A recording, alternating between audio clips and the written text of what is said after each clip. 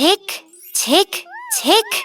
The sound echoed through the dusty attic, steady as a heartbeat, yet somehow slower than it should be. Outside, rain slid down the windows in long, crooked lines, making the world look like it was melting. Thunder growled softly in the distance, like a sleepy lion turning over in its den. In the far corner of the attic stood a tall wooden clock. Its face was cracked and yellowed, the numbers faded like old memories. The hands moved in a strange, lazy rhythm, not quite matching the beat of time outside.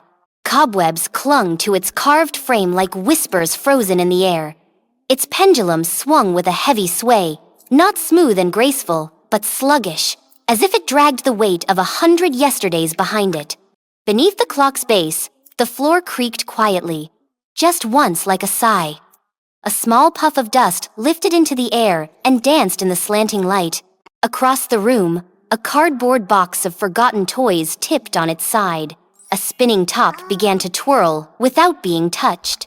A paper plane fluttered upward, hovering in place, like it had forgotten how to fall. Downstairs, in the kitchen below, no one noticed that the rain had stopped falling, or that the hands of every other clock in the house had paused. Only the tall clock in the attic kept ticking, tick, tick, and somewhere in the walls, something ancient and clever stirred, tasting the seconds as they passed. The house on Windwhistle Lane had always been a little odd, but no one ever said it out loud. It leaned slightly to the left, as if bowing to the wind, and its roof tiles were the color of midnight, even in daylight. But what made it truly peculiar was what lived inside, or rather, what ticked inside. Leo had just turned 10 the week before. He lived with his mother and Grandpa Edwin in that old, creaky house that smelled of cinnamon and thyme. Grandpa Edwin had built toy trains that ran without tracks and carved birds that flapped their wings when no one was watching, but his most precious possession was the tall grandfather clock in the attic. No one was allowed to touch it. Ever. Grandpa called it Eldertick. Eldertick was not just any clock, he said. It was older than the house. Older than Grandpa himself. It had belonged to his father, and his father's father before that. No one remembered where it came from. No one ever wound it, yet it never stopped. One rainy afternoon, when the clouds had swallowed the sun whole and the smell of old wood filled the air, Leo crept up the attic stairs. His mother was away at work, and Grandpa had fallen asleep in his armchair, a book open across his chest. Leo wasn't trying to break any rules, he just needed a quiet place to read. But the attic felt different that day, warmer somehow. The shadows curled along the edges of the boxes like sleepy cats. And Eldertick, standing tall in the far corner, ticked louder than before. Leo tried to ignore it. He opened his book and nestled beside an old trunk, but the ticking pulled at his ears like a whisper he couldn't quite hear. He glanced at the clock. Its hands had shifted again. Backward this time, only by a few minutes, but he saw it clearly. A shiver ran down his spine. Clocks didn't move backward on their own. He rose slowly and stepped closer to Eldertick. Its wood was smooth but cold, like touching ice that remembered being a tree. The carvings along its sides looked different now. Tiny symbols like stars and spirals and twisting vines. Had those always been there? The pendulum swung slower as he watched, like it was struggling. Then it stopped altogether. In that moment, the attic grew completely still. The air thickened. The light from the single bulb above flickered, and all the world felt caught in a pause. Leo's breath came out in a puff of mist. Then creak! The clock's face slid open, not like a door, but like an eye blinking wide. Inside, the gears spun in strange patterns, not golden or brass like ordinary clocks, but pale blue and glowing. The air shimmered around them, and Leo saw something that made his heart skip. Within the gears floated a silver thread. It shimmered like a spider's web in moonlight and pulsed faintly like it was alive. As he leaned closer, he saw images flickering inside it himself, blowing out birthday candles, his mother hugging him on his first day of school, Grandpa whittling a wooden horse. It was his time, and the clock was eating it. Leo stumbled back, heart pounding. As he did, the pendulum jerked once and resumed swinging only faster now, like it was hungry. The attic filled with the sharp, echoing tick, tick, tick, that grew louder and louder. Downstairs, the living room clock began spinning wildly. The kitchen microwave blinked nonsense numbers. Even Grandpa's watch clicked in mad jittery bursts. Leo ran down the stairs, breath ragged, but stopped cold at the foot of the steps. Grandpa Edwin was gone. His blanket lay crumpled on the chair, his slippers still in place. The book he had been reading lay open to a blank page, though Leo was certain it had been full of writing before. The ticking grew louder. Leo dashed outside. The sky was still gray, but the street looked strange. Trees stood bare, as if winter had come in minutes. A kite hung tangled in the branches, its strings snapping in the wind. The houses looked faded, drained of color. Time was slipping. Back inside, Leo ran to Grandpa's study. Old papers, photographs, and dusty journals covered the walls and shelves. He searched frantically, flipping through notebooks, trying to find something, anything about the clock. At last, behind a row of thick encyclopedias, he found a leather-bound book, brittle and cracked. On the cover, one word was carved, Keeper. Inside, Grandpa's handwriting curled in tight, careful lines. Leo read aloud in a whisper. The clock is not a machine. It is a mouth. It eats what is not used. Laughter not shared. Stories not told. Time wasted becomes time devoured. Leo's stomach turned. To stop the clock, one must feed it purpose. Fill it with meaning, or it will feed on memory, until only silence remains. He flipped further and found drawings Eldertick, but with glowing roots beneath it, tangled deep into the house's floor, and at the very back of the book, a final page. If you forget yourself, the clock will remember for you, but you will no longer be in the memory. Leo stared at the page, the ticking ringing in his ears. He had to find Grandpa. He had to fix the clock. But how? Then he remembered something. Grandpa always said that stories held power, that time listened to the tales people told, that every moment mattered more when shared. Leo ran back to the attic. Eldertick loomed larger now, its glow filling the space like moonlight underwater. He opened the face again. The silver thread still floated, thinner now, fainter. Leo placed both hands on the wood and closed his eyes. He began to speak, not with his voice, but with his heart. He remembered the time Grandpa had taught him to whistle with a blade of grass, the way they laughed when it squeaked like a duck. He remembered the picnic where ants had stolen their sandwiches, the bedtime stories with dragons and moonfolk and stars that could talk. He poured the memories into the clock, like water into a thirsty glass. The gears shimmered. He told the clock about his mother's warm hands and the smell of her baking, about his little kitten, Whiskers, and how it used to chase shadows across the hallway, about the dream he once had of flying, and how Grandpa had carved him wooden wings. The silver thread thickened. The pendulum slowed. Outside, the trees rustled with green again. A bird chirped. The street brightened, colors returning like paint to a canvas. Then, from the corner of the attic, came a sound like wind and bells. Leo turned. Grandpa Edwin stood at the top of the stairs, blinking sleep from his eyes, as if he had just woken from a deep nap. His smile was soft and puzzled, but warm. The clock sighed, and for the first time, it stopped ticking. Just for a moment. Then it started again, quiet and calm, like a heartbeat no longer afraid. Leo didn't speak, not because he couldn't, but because something about Grandpa Edwin's return didn't feel quite finished. Grandpa smiled gently and walked slowly toward the clock, his steps careful, as though he could feel the air bending around him. His eyes, once cloudy with age, now sparkled faintly like starlight trapped in water. He touched Leo's shoulder, warm and solid, and looked up at Eldertick with a soft hum in his throat. But the clock had changed. Its face no longer showed numbers. Instead, tiny glowing symbols spun slowly where hours once were shapes Leo didn't recognize. The pendulum, though calm, had turned almost clear, like it was made of glass filled with swirling fog. The silver thread inside pulsed slowly now, and Leo could feel it inside his chest, as if the thread wasn't just his time anymore. It was theirs. Grandpa turned to Leo, still not speaking, but his gaze said everything. There was more to do. The clock wasn't finished. It had accepted the memories Leo had given, but only just. Like a lion that had paused before leaping. Something still hung in the air unfinished.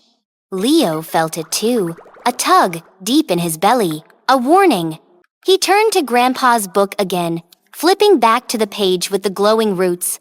At the very bottom, in faint ink almost hidden by time, were 6 small words. The clock must choose a keeper. The attic went quiet. Even the sound of the wind outside had faded. Leo looked at Grandpa, then back at the book.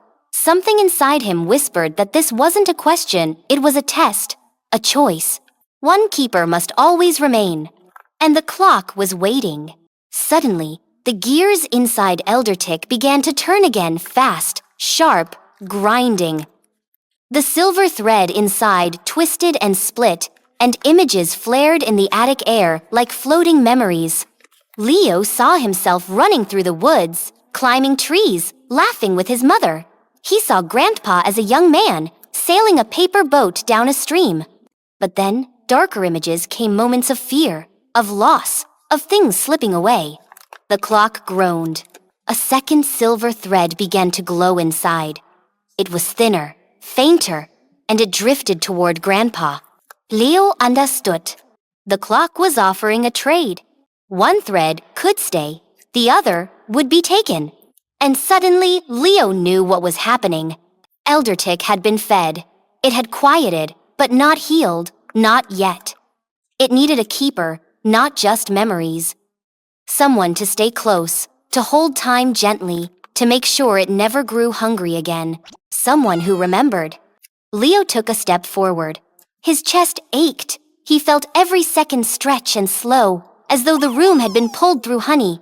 But Grandpa reached out first. He placed his hand flat against the clock. The gears stopped. The light inside it softened. The second thread pulsed gently. Leo wanted to shout, to tell him to stop, but something in Grandpa's eyes kept him still. They weren't afraid. They were kind, peaceful. Then, as if the room itself blinked, Grandpa began to glow just faintly, like moonlight through mist. He turned to Leo and rested a small carved bird in his palm, one of the ones he used to whittle in the garden. The little wings fluttered once, just once. Leo gripped it tight. And then, like a breath fading, Grandpa was gone. No sound, no flash, only a warmth in the air and the bird in Leo's hand. The attic was silent again, but Eldertick was calm. Its face now showed not symbols, but a soft golden glow. The pendulum moved with grace, balanced, measured. Not hungry anymore. Leo dropped to his knees. Tears slid down his cheeks. Not because Grandpa was lost, but because he finally understood what it meant to keep something safe. To choose love over fear. To guard a memory not just with your heart, but with your life. Time didn't belong to anyone. It was a gift, shared. And Grandpa had given his part back. The silver thread inside Eldertick pulsed softly now. A gentle rhythm. 2 threads had become one. Leo stayed in the attic for what felt like hours. Maybe it was minutes. Time was strange now. He could feel it brushing against him like wind in tall grass. He looked down at the carved bird in his palm. It felt warm, like it remembered his hand. Suddenly, the gears inside Eldertick clicked once. And the clock spoke. Not with words, but with feeling. Leo felt it rush through him, a memory, not his own. A boy, younger than Leo, building a swing for his sister. A girl painting stars on her ceiling. A grandfather lighting a lantern for his grandson. Generations of memories, woven together like songs in the wind. He understood. The clock had always eaten forgotten time. Wasted time. It had fed on what people threw away, because it had no one to guide it, no one to remind it what time could be. But now, it had Leo. He was the keeper. And his time would not be wasted. The attic door creaked open behind him. His mother stood there, her face pale, eyes wide. She didn't ask questions. She simply looked around the attic, as though seeing it for the first time. Her eyes rested on the clock, then on Leo. She walked over, knelt beside him, and hugged him tightly. They sat there for a long while. The rain outside had stopped completely. The clouds had cleared, and soft golden light spilled through the attic window, warming the dust and shadows. And Elder Tick ticked on, not with hunger, but with hope. The days that followed felt different, like the world had gently tilted into a softer rhythm. The old house on Windwhistle Lane still creaked, still sighed in the wind, but something within it had quieted. Beneath the floorboards, Elder Tick ticked with a new kind of breath, not sharp or greedy, but patient, like a storyteller waiting for the right moment to speak.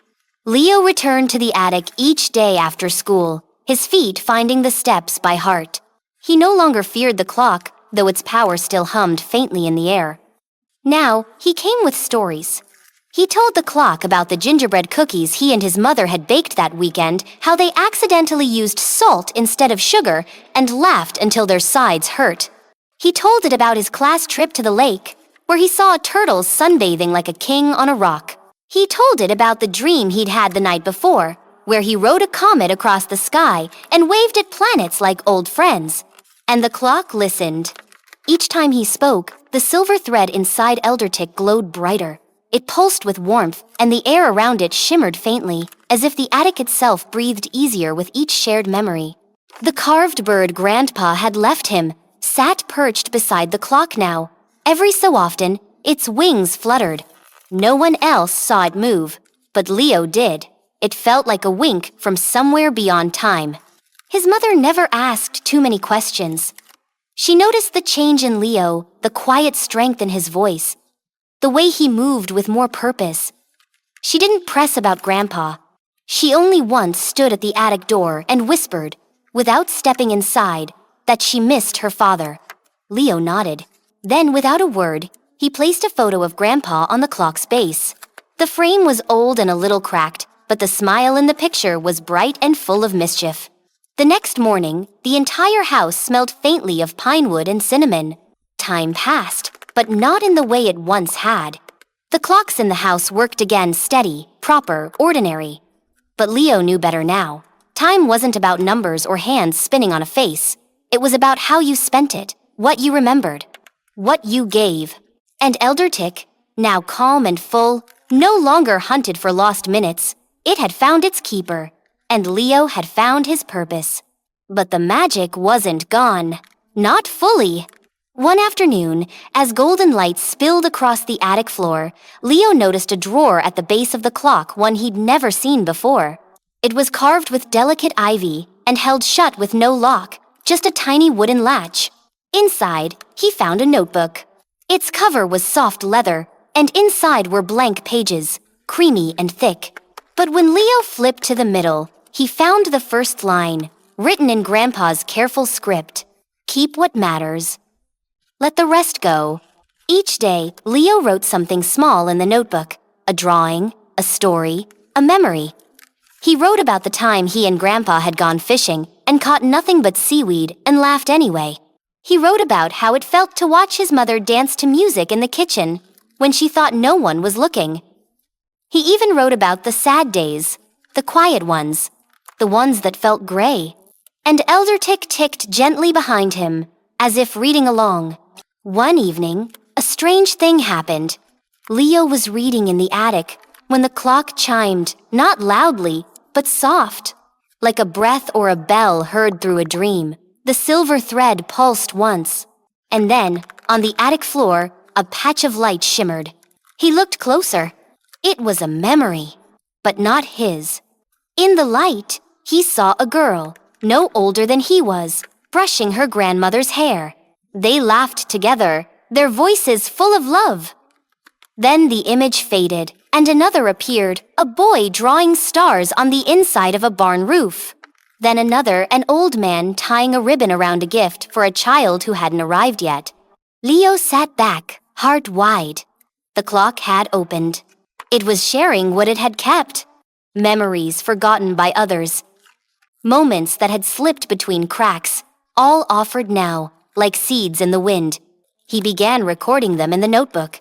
He called it the Keeper's Book. And slowly, page by page, it filled with lives that might have been lost, joys remembered, time returned. Years passed.